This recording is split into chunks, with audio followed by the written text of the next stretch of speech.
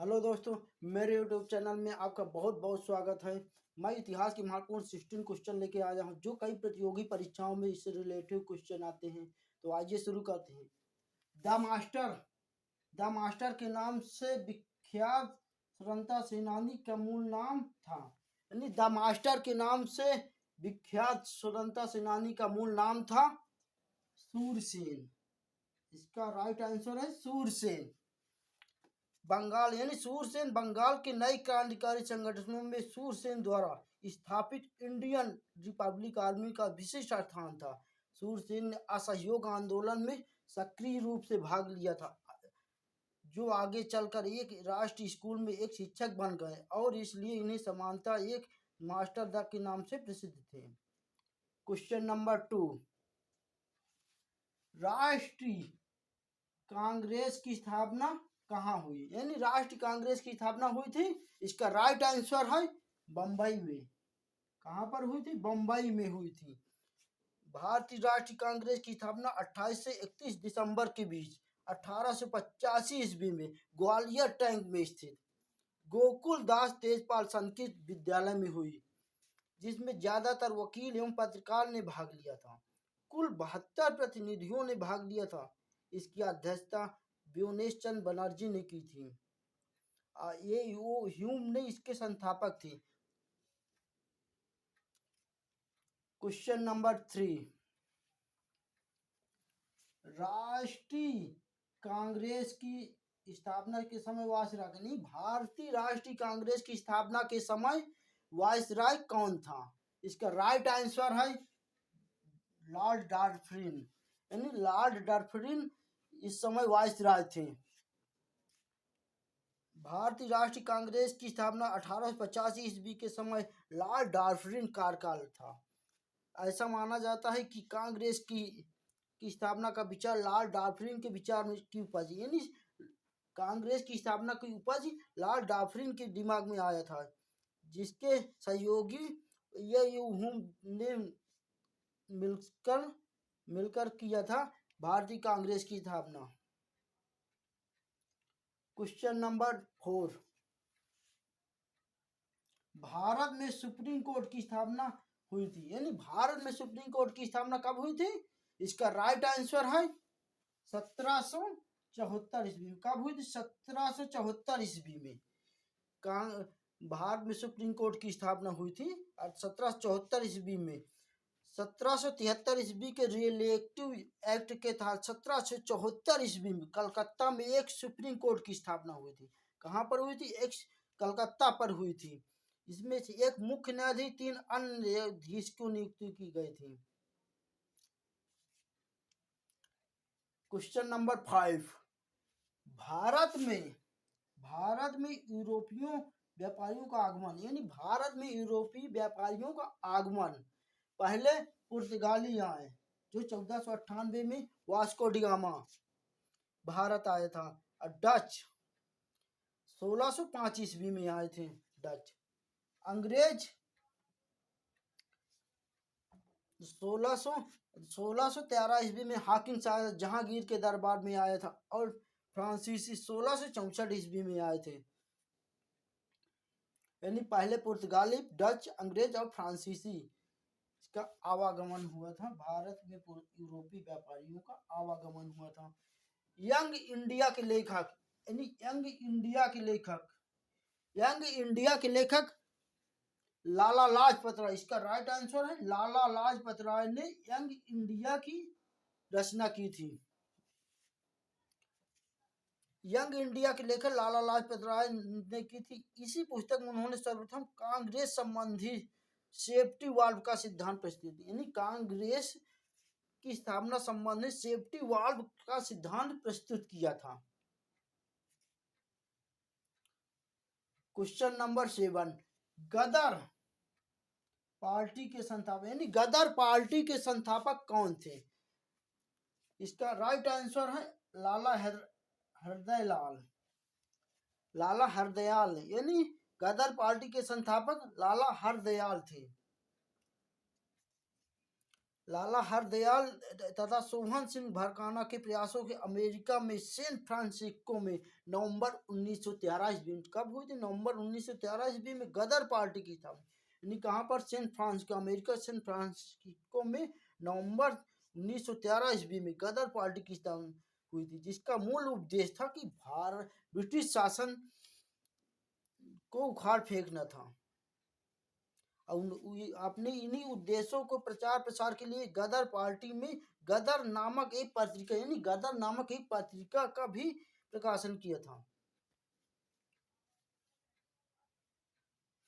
Question number 8, question number 8, मुस्लिम league यानी मुस्लिम league की स्थापना, यानी मुस्लिम लीग की स्थापना कब हुई थी? 30 दिसंबर, इसका राइट आंसर 30 दिसंबर 1906 ईस्वी में। कब हुई थी? 30 दिसंबर 1906 ईस्वी में मुस्लिम लीग की स्थापना 1906 ईस्वी में लॉर्ड कर्जन की प्रेरणा से, यानी लॉर्ड कर्जन 1906 ईस्वी में लॉर्ड कर्जन की प्रेरणा से ढाका के नवाब समी उल्लाह के ने बंगाल विभाजन के समर्थक में आंदोलन का नेतृत्व किया, यानी समी उल्लाह के ने बंगाल विभाजन के समर्थक में आंदोलन का नेतृत्व किया था। इस गतिविधियों की पृष्ठभूमि में 30 दिसंबर 1906 ईस्वी में ढाका में एक बैठक आयोजित, यानी कहाँ आयोजित थी? ढाका में एक बैठक आयोजित थी, जिसमें अखिल मुस्लिम लीग नामक राजनीतिक संगठन की स्थापना हुई। इसका मुख्य उद्देश्य ब्रिटिश सरकार के प्रति मुसलमानों की निष्ठा बढ़ाना एवं मुस्लिमों को राजनीतिक अधिकारों का रक्षा एवं विस्तार करना था। जलियांवाला बाग की जांच के लिए बनाई, यानी जलियांवाला बाग हत्याकांड की जांच की समिति बनाई थी, उसका नाम था जलियांवाला बाग हत्याकांड की जांच के लिए समिति बनाई गई, का नाम था, इसका राइट आंसर है हल्टन कमीशन। क्या थी? जांच समिति का नाम था हल्टन कमीशन, इसकी जांच का नाम था हल्टन कमीशन। ब्रिटिश सरकार की व्यवस्था से जलियांवाला बाग की हत्याकांड की जांच के लिए 19 अक्टूबर 1919 ईस्वी में हल्टन की अध्यक्षता में एक आयोग की स्थापना की गई, जिसमें कितने सदस्य थे? 8 सदस्यों की एक कमेटी थी।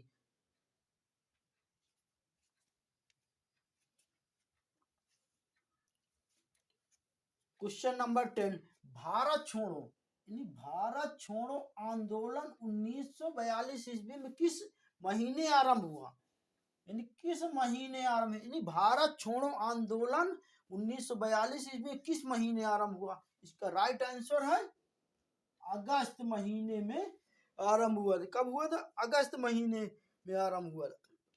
9 अगस्त 1942 को शुरू होने वाले भारत छोड़ो आंदोलन को अगस्त क्रांति, यानी भारत छोड़ो वाले आंदोलन को अगस्त क्रांति के नाम से भी जाना जाता है। यह ब्रिटिश शासन के प्रति भारतीय स्वतंत्रता की अंतिम और महा लड़ाई थी, यानी ब्रिटिश शासन के प्रति, यानी ब्रिटिश शासन के प्रति भारतीय स्वतंत्रता की अंतिम महालड़ाई थी, जिसमें ब्रिटिश शासन की नींव को हिलाकर रख दिया था। इस आंदोलन को गांधी ने अपना, यानी महात्मा गांधी ने अपना प्रसिद्ध नारा दिया था, जिसे करो या मरो का नारा दिया था। क्या नारा था? करो या मरो का नारा दिया था। क्वेश्चन नंबर 11, गांधी इराविन समझौता हुआ था, यानी गांधी और इराविन समझौता कब हुआ था? इसका राइट आंसर है 1931, यानी गांधी और इराविन समझौता कब हुआ था? यानी हुआ था 1931 ईस्वी में। 1931 ईस्वी में तेज बहादुर स्प्रू और जयकर के प्रयत्नों से गांधी जी ने इरविन के मध्य 17 फरवरी से दिल्ली में वार्ता आरंभ, यानी कब? 17 फरवरी से दिल्ली में वार्ता आरंभ की और 5 मार्च 1931 तक समझौते पर हस्ताक्षर हुए। इस जो गांधी और इराविन समझौता के नाम से जाना जाता है, यानी इसे गांधी इराविन समझौते को नाम से भी जाना जाता है। इसे पैक्ट, दिल्ली पैक्ट भी कहा जाता है, यानी इस पैक्ट को दिल्ली पैक्ट भी नाम से भी जाना जाता है। और कांग्रेस ने धोती गोलमेज सम्मेलन में भाग लेना स्वीकार किया है।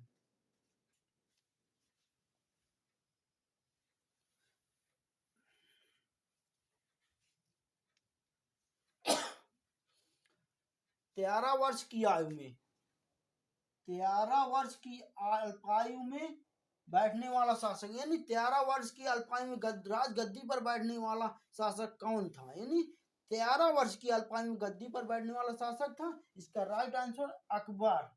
यानी सबसे कम उम्र में गद्दी पर बैठने वाला राजा था अकबर, जो 13 वर्ष की मात्र आयु में गद्दी। यानी अकबर का जन्म अमरकोट के राजा वीर साल के महल में। यानी अकबर का जन्म जो है जन्म अमरकोट के राजा वीर साल के महल में 14 अक्टूबर 1542 को हमीदा बानो के गर्भ से हुआ था। पंजाब के गुरदासपुर जिले में करनौल नामक स्थान, कहाँ का? गुरदासपुर जिले करनौल नामक स्थान पर उसे अपने पिता हुमायूं की मृत्यु, यानी अकबर को अपने पिता हुमायूं की मृत्यु की सूचना मिली। बैरम खान ने उसे तुरंत ईंटों का चबूतरा बनाकर 24 फरवरी 1556 को राज्याभिषेक किया, घोषित कर दिया, और 13 वर्ष और 4 महीने की आयु में वह मात्र गद्दी पर बैठा था। यानी सबसे कम उम्र में अकबर गद्दी पर बैठा था। Question number 13, sir Thomas Roe ने किस मुगल सम्राट की अनुमति प्राप्त की थी? यानी सर टॉमस रो ने किस मुगल सम्राट की अनुमति प्राप्त की थी? इसका राइट आंसर है जहांगीर की अनुमति प्राप्त की थी। सर टॉमस रो ने किसकी अनुमति प्राप्त की थी? जहांगीर की अनुमति प्राप्त। हाकिन्स की वापसी के पश्चात, यानी हाकिम की वापसी के पश्चात 1615 ईस्वी जेम्स प्रथम ने कंपनी की ओर से, यानी जेम्स प्रथम ने कंपनी की ओर से अपना एक राजदूत सर टॉमस रो नामक मुगल दरबार में भेजा, जो जहांगीर की कृपा प्राप्त करके सफल हुआ। यानी जहांगीर की कृपा प्राप्त करने में सफल हुआ था, और पुर्तगालियों के विरोध के बावजूद भी उसने व्यापारिक सुविधाएं प्राप्त की थी। उसके प्रयासों में उसने सूरत, भटौच, अहमदाबाद, मछलीपट्टनम आदि जगह पर अंग्रेजी कोठियों की स्थापना की थी। शिवाजी की राजधानी थी, यानी शिवाजी की राजधानी कहाँ थी? इसका राइट आंसर है रायगढ़। शिवाजी की राजधानी का नाम था रायगढ़, यानी शिवाजी की राजधानी थी रायगढ़। शिवाजी की राजधानी रायगढ़ थी। यहीं पर शिवाजी का 1674 ईस्वी राज्याभिषेक, कहाँ पर? 1674 ईस्वी में इसका राज्याभिषेक संपन्न हुआ। इसके लिए उन्होंने काशी के प्रसिद्ध विद्वान विश्वेश्वर भट्ट को बुलाया था। यानी काशी के कहाँ के विद्वान? काशी के प्रसिद्ध विद्वान विश्वेश्वर भट्ट को बुलाया था।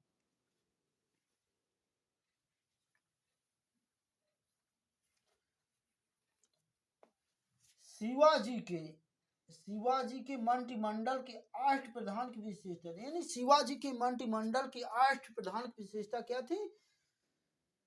इसका राइट आंसर, इसके 7 मंत्री ब्राह्मण होते थे। यानी शिवाजी के मंत्रिमंडल 8 प्रधान की क्या विशेषता थी? एक विशेषता क्या थी? विशेषता थी इसके 7 मंत्री ब्राह्मण होते थे। इसके 7 मंत्री जो थे वो ब्राह्मण होते थे।